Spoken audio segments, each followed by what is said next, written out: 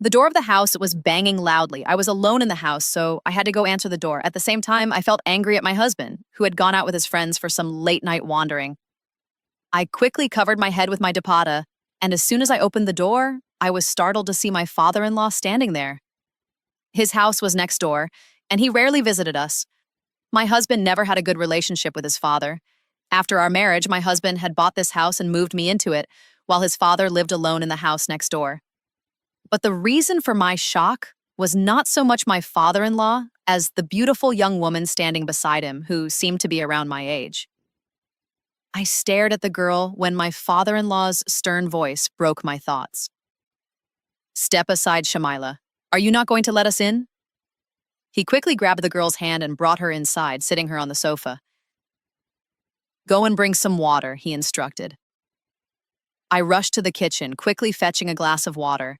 I handed it to the girl, who drank it all in one go as if she were extremely thirsty. I was confused. Should I ask my father-in-law who she was, or would he explain on his own?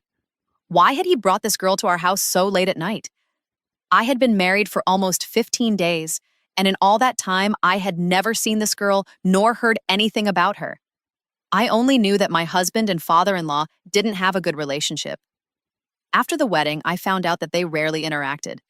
My father-in-law had visited our house only once before, and now he was back, this time with the girl. She looked like a bride, with henna on her hands and feet, a heavy outfit, makeup, and jewelry adorning her. Before I could ask any questions, my father-in-law spoke again, saying that he had forgotten the house keys inside and had no choice but to come here. "This is my wife. I married her today. I couldn't stand outside with her, so I came here. Please sit with her for a while. I'll climb over the roof, get the keys, and come back." He explained everything and climbed the stairs. I stood there watching my 55-year-old muscular father-in-law go. I couldn't even ask how he had married at his age, especially when my son had just married 15 days ago. Then I looked at the girl sitting quietly, her head lowered, twisting her fingers. There was an innocence in her face, and she couldn't be older than 18. I was puzzled. How could she marry my father-in-law? I wanted to ask her so many questions, but I didn't have the courage.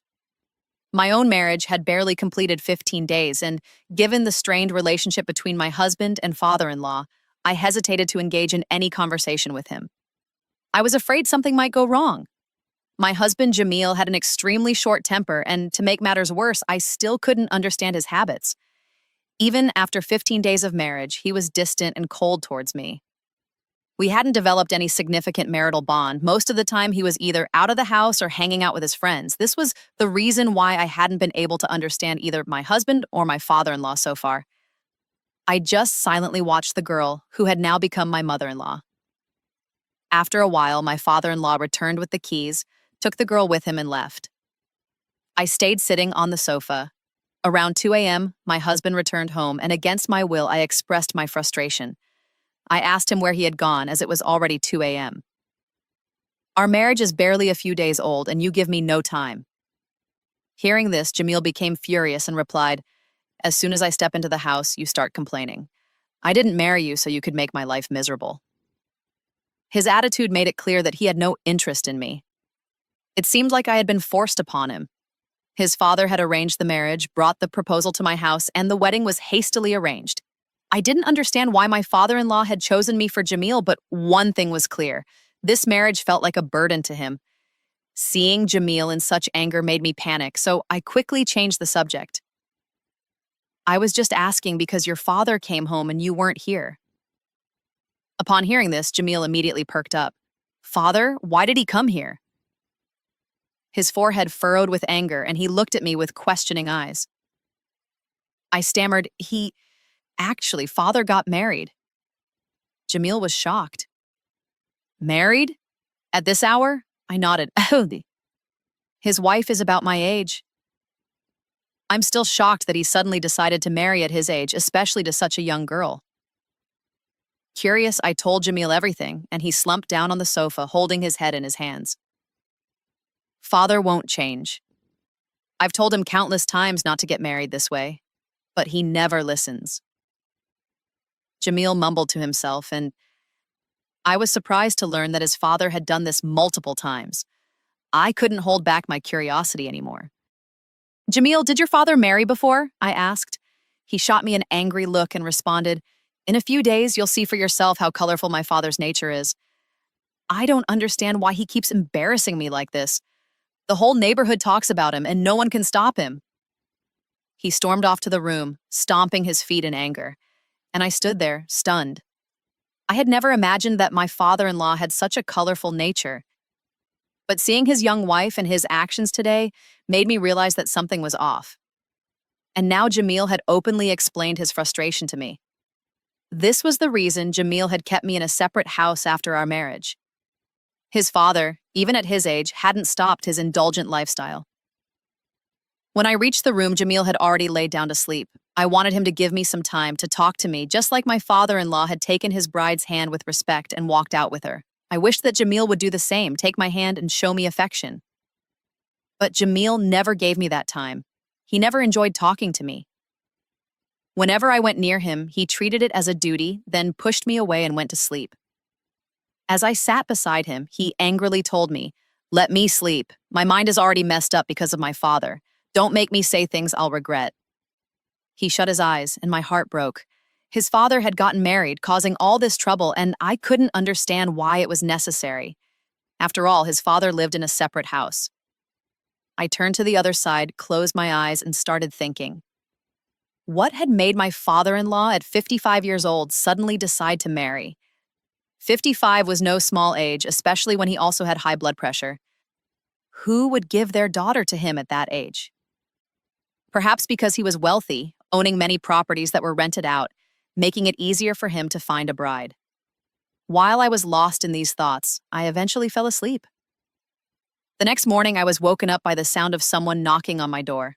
It was my neighbor, Zara Kala, standing at my door. Reluctantly, I let her in. She sat down and said, "Your father-in-law has remarried. Last night, he brought his bride home. The neighbors saw it. It surprises me that despite all this, his indulgent ways haven't stopped." She continued, "He's married so many young girls. Every few days, he marries a new one and leaves the old one behind. It's like a never-ending cycle." Zara Kala spoke with such disdain about my father-in-law that I had to cover my ears. I was beginning to fear my own father-in-law, wondering what kind of man he was, especially when the whole neighborhood was pointing fingers at his character. Zara Kala went on with more gossip and then left. I spent the rest of the day thinking about my father-in-law's actions. Later in the evening, there was another knock on the door. I opened it, and there stood my father-in-law again. He said, "I need to go out for something important tonight. My wife is scared being alone. If it's not too much trouble, could I leave her here for a while?" How could I refuse? I agreed, and he went to fetch his wife, whom I still hadn't even learned the name of. Afterward, he left, telling me he would return around 11 or 12. I wasn't concerned. My husband never came home before 1 a.m., so I was at ease, sitting with my mother-in-law. I thought this was the perfect opportunity to hear her side of the story, her painful past. I wanted to ask her how my elderly father-in-law had married her. She was sitting right in front of me on the sofa. I handed her a cup of tea and began to ask, "What's your name, and how did my father-in-law marry you?" She replied casually, "My name is Nadia, and I met your father-in-law a while ago. He just married me." Her answer was nonchalant, and I couldn't fully comprehend it. However, the joy and brightness on her face suggested that my father-in-law had made her very happy. For some reason, I started feeling a pang of jealousy. The happiness and radiance in her eyes were something I had never seen in my own. My husband didn't care about me, nor did he value me. He never gave me attention or love. He didn't even like being close to me at night, nor did he ever express any emotions when I was near. It felt like a nameless relationship that he was only maintaining out of obligation. Meanwhile, my mother-in-law, who was my age, seemed so happy with my elderly father-in-law that I was genuinely amazed. She sat quietly watching TV while I continued with the housework.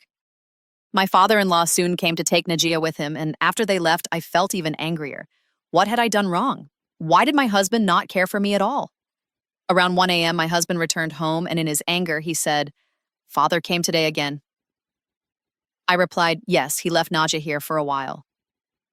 Jamil, fuming with rage, said, "From now on, don't let him or any woman he brings here again. I don't want the world to talk about you the way they talk about my father. I've already become infamous because of him, and I can't take any more of it." He gave me a stern directive, and then he stormed off to the room. I was left silent, thinking how I had never seen a son who despised his father so much. Jamil's command was important to me, so I stopped contacting my father-in-law and he never came to my door again. Then I heard from Zara Kala that my father-in-law had left Nadia. I was surprised. Why would he leave such a young and beautiful woman, especially when he had married her at his age? No one had the answer, not even Zara Kala. As days passed quietly, the distance between Jamil and me remained. Sometimes I thought the distance between us was due to his troubles. He always appeared mentally troubled, though I never sensed another woman in his life. I knew only that he wasn't mentally normal, but something seemed to be weighing on him. About a month or so later, one evening, Zara Kala came to me panting and said, "Do you know your father-in-law has married again? And this time, it's a 15-year-old girl." This time, I was completely taken aback. Zara Kala had said that my father-in-law had married a 15-year-old girl. That was far too young, especially since my father-in-law was nearly 55. I couldn't believe it. Zara Kala laughed sarcastically and said, "That's the thing about your father-in-law. I don't know where he finds these young and beautiful girls. And who is giving him their daughters?" She continued, "I think he uses poor girls for his pleasure." Zara Kala's words were so harsh that I could barely process them. She criticized my father-in-law mercilessly and then, after muttering a prayer of relief, she left. I was left deep in thought, trying to understand what was going on. Later that night, when Jamil returned, I told him everything I had heard from Zara Kala. He sat there quietly for a while, and then he said, "I can't say anything to my father. He is my father, but I'm very disturbed by his actions. If I talk to him, he just starts a fight. And if I stay silent, the world talks bad about me." He looked extremely troubled, and seeing him in such a state, I gently placed my hand on his shoulder and tried to comfort him. But to my surprise, he quickly brushed my hand away and said, "Don't do these things. I don't like it when you try to get close to me like this. You being close to me doesn't sit well with me." With that, he stormed off to the bathroom, leaving me sitting there, stunned and heartbroken. I was his wife, I loved him, and I had the right to be close to him. Yet he called me cheap and hurt my heart deeply. I sat there crying for a long time before eventually falling asleep. The next day, I called my mother and, reluctantly, complained about Jamil. After listening to me, my mother said, "He's a good boy. He works hard and takes care of you. Just do what he says. Not every man is the same. Maybe he's disturbed by his father's actions." I was silent after that. I knew my mother would always tell me to adjust quietly with my husband, so I didn't press the issue further. As time passed, I found out that my father-in-law had remarried again and had left his previous wife. I was truly shocked. How could my father-in-law at his age maintain relationships with such young girls while my husband couldn't even give me proper time?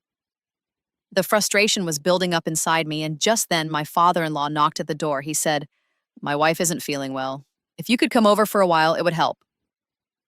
As soon as I looked at my father-in-law, my heart began racing. 1,000 questions flooded my mind. I decided it was time to ask him directly. I said, "Father-in-law, I'll come with you, but first, I want to ask you something. Why do you keep marrying? Jamil is so disturbed because of your actions that he doesn't even have time for me. He's always upset because of you, and he takes it out on me. Your marriages have destroyed our married life. My husband has never even given me proper time. He just wanted to escape from this house, from this neighborhood, and go to his friends, and even now he was still with them. His life was being greatly disturbed because of you. Why at your age have you developed this obsession with marrying?" I asked my father-in-law, almost rudely, but he looked me over from head to toe and then said, "Come, let's talk inside." He walked into the house, and I followed him and sat across from him. He began, "Nika, daughter-in-law, what I'm about to tell you, I don't know if you will believe it, but everything I say will be the truth." After pausing for a moment, he continued softly, "Before my marriage, I was like Jamil, wild, spending my time with friends, going to all the wrong places. That's when I met Jamil's mother. She was a dancer at a brothel, and I fell in love with her. I went against the world and married her, brought her here, gave her a respectable life, and started living with her. But after Jamil was born, my wife got cancer and passed away. I raised Jamil alone. He looked at me with deep emotion and went on. I loved my wife so much that I never thought of remarrying. I didn't even consider it until Jamil was 15. One day, I found myself wandering in the same streets where my wife, who used to be famous by the name Jugnu, had worked. There, I realized that there were so many innocent girls like her, forced into lives of shame, forced to dance for money. That night, I dreamt of my late wife. She said to me, "Can you stop the same fate from befalling other girls?" After that dream, I went back to the brothel where my wife had worked. There I saw a young girl being forced to dance. I had no shortage of money, so I paid a large sum to marry her and took her with me. But I wasn't truly her husband. I was only freeing her from that brothel. I loved my late wife, Khalida, and that's why, after keeping the girl with me for a few days, I divorced her and returned her to her family. That night, I felt peace for the first time.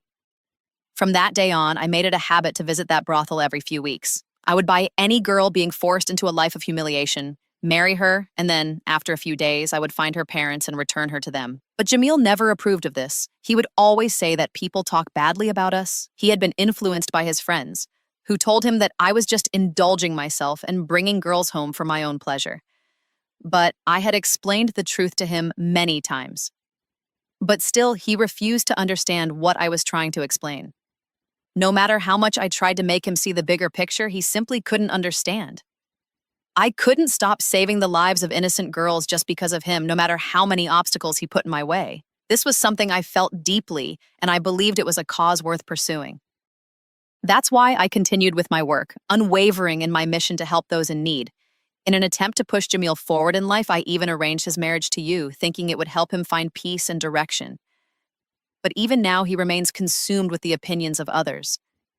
He is constantly preoccupied with how the world perceives him, placing that above everything else. This obsession with others' judgments has caused him to feel unfulfilled, not only in his own life, but also in his relationship with you. Instead of nurturing your bond, he has let his doubts and worries interfere. What pains me even more is that he doesn't let me live in peace either. Every day we fight, and his frustration with me only grows. I don't understand, daughter-in-law, what wrong I have done that causes so much pain for everyone around me. I have saved these girls with dignity, bringing them from places of shame and pain and returned them to their families where they belong. I have never sought anything in return but the satisfaction of knowing I made a difference. But it seems that people, rather than understanding the truth of my actions, are only interested in casting judgment and spreading rumors. My father-in-law paused after finishing his speech, his eyes tired but earnest. I just stared at him, stunned, and for the first time I saw him in a completely different light. I had never thought that he was doing such a noble and selfless thing. All this time, I had judged him without fully understanding his intentions. He had been doing this to help these girls, not for his own pleasure, but to give them a chance at a better life.